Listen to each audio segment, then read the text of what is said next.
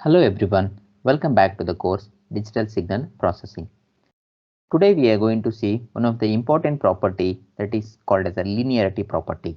So by the use of this linearity property, we can able to simplify some of the problems which are associated to find the endpoint DFT of the given signal. So they have given you one problem. So to find the given 4-point DFT of the given sequence by using a linearity property. So they have given you the sequence x of n is equal to cos pi by 4 n plus sin pi by 4 n. So we know that. So let us try to find out what is this linearity property and how we can apply to find the endpoint DFT of the given signal. So what they have given you? So they have given you the given sequence x of n, the given sequence x of n they have given you, and also they have said it is a 4-point DFT, that is they have also said it is a 4-point DFT of the given sequence. So now what you should do is you should have a omega 4 to the power of 0, omega 4 to the power of 1 and omega 4 to the power of 2 and omega 4 to the power of 3 values you need to have. Omega 4 to the 3 you need to have. So let us try to simplify this by using a linearity property.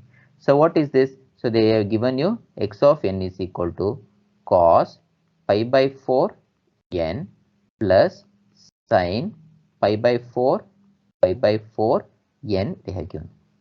Okay, so let us try to split up this entire function. It is a combination of cos term is there and sin term is there. So let us try to represent this cos term with one more function, that is x1 of n, and this sin term it is a x2 of n, x2 of n. So this is your x of n. Okay, so now if you apply a DFT on both the sides, what you'll be getting is, so the DFT of x of n, the DFT of x of n is nothing but the DFT of x1 of n plus the DFT of x2 of n. So by using the linearity property, what is that? The DFT of the the DFT of the conjugate function can be divided into the DFT of some of their individual functions, that is nothing but the DFT of it is x1 of n plus the DFT of plus the DFT of x2 of n. And we know that the DFT of x of n can be written as it is x of k, and the DFT of x1 of n can be written as it is x1 of k. Similarly, the second one will be can be written as x2 of k. So therefore the composite function x of n can be break down into two functions, and the DFT of that composite function is nothing but sum of individual DFTs of the given sequence. So now let us try to find out what is this x1 of n and what is the x2 of n.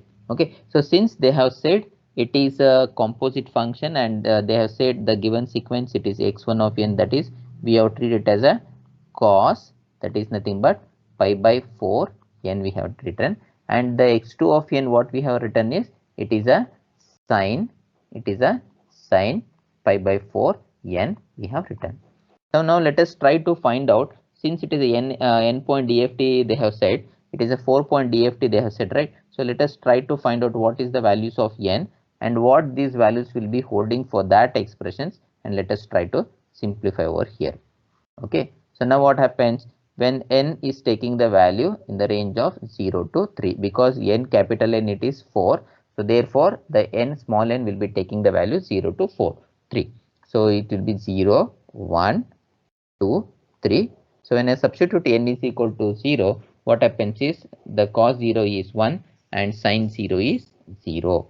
Next, when I substitute n is equal to 1 in the expression, what you will be getting is sin pi by 4 is root 2. Similarly, cos pi by 4 is 1 by root 2. 1 by root 2. When n is equal to 2, what happens is cos pi by 2 is 0, whereas sin pi by 2 is 1. And when n is equal to 3, that is 3 pi by 4. So the answer is minus 1 by root 2 for the cos, and for the sin it is 1 by root 2. 1 by root 2. Okay, so these are the values what you will be getting.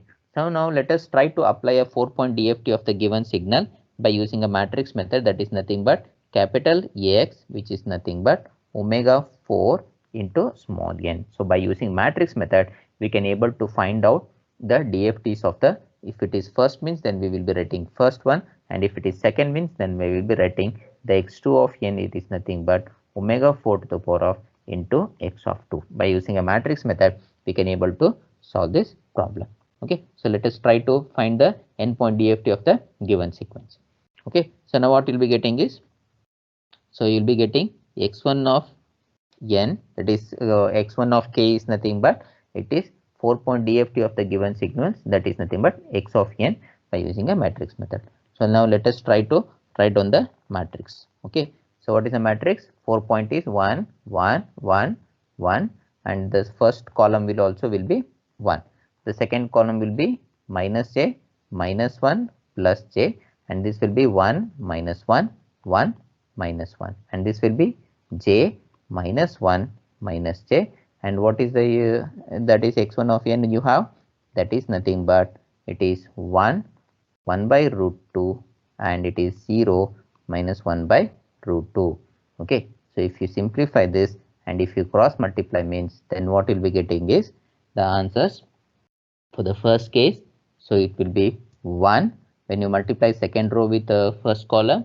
Second case will be 1 minus j 1.414, will be getting 1.414 will be getting, and x1 of 2 will be getting as 1, and the last one will be getting 1 plus j 1.414 will be getting.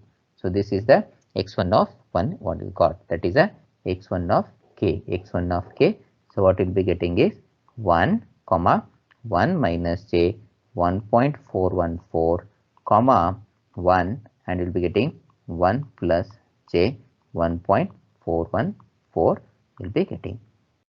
Okay, similarly you need to find out similarly this is the second case. So how you can find out the second case? So that is nothing but x2 is equal to omega 4 into small x2. So again you need to write on the matrix 4 cross 4 matrix 1 1 1 1 1 1 1, and this will be minus j minus 1 plus j, that is a complement of this you need to write. This will be 1 1 minus 1, and this will be j, and the complement of these two minus 1 minus j you need to write. And what is the value you got? It is, that is nothing but the second value, it is 0 1 by root 2, and then 1, and then this will be 1 by root 2. So when you substitute this, you'll be getting the answer. So the final answer what you'll be getting is, when you do the cross multiplication of this means, so you will be getting, the first will be 2.414, and the second will be minus 1, and the third will be minus 0.414, and the last will be, you'll be getting minus 1. The last will be getting minus 1. So that is nothing but your x2 of n, that is nothing but your x2 of k, your x2 of k, what is the value you'll be getting is 2.414 comma minus 1, and then minus 0.414, and then you'll be getting minus 1. Okay, so now what you are supposed to do, you need to find, that is x of k. What is this x of k? X of k is nothing but x1 of k plus it is x2 of k, x1 of k plus it is x2 of k. You are supposed to do it. So what is x1 of k? X1 of k is nothing but 1 comma 1 minus j 4.414 comma 1 comma 1 plus j 0 1 point, sorry it is 1 point, sorry it is 1.414 1.414 plus you need to add it to the x2 of k. What is that? 2.414 comma minus 1 comma minus 0.414 comma minus 1 you need to add. So when you add this, what you're supposed to do is, the first term and the first term you need to add it. So when you add that, so what you'll be getting is, so 1 plus 2.414, so you'll be getting 3.414. Next 1 minus j 1.414, and here it is minus 1 is there. So what it will become is, so plus 1 minus 1 will become 0, then we are left with minus j 1.414 you will be getting. In the third case 1 is there, here minus 1.4 is there, so you will be getting positive value, that is 0.586 you will be getting. and the last way is 1 plus j 1.14 is there, minus 1 is there. So therefore you will be getting j 0.414, you will be getting 0.414, you will be getting. So that is the value of x of k, and this is the zeroth index. Okay, thank you.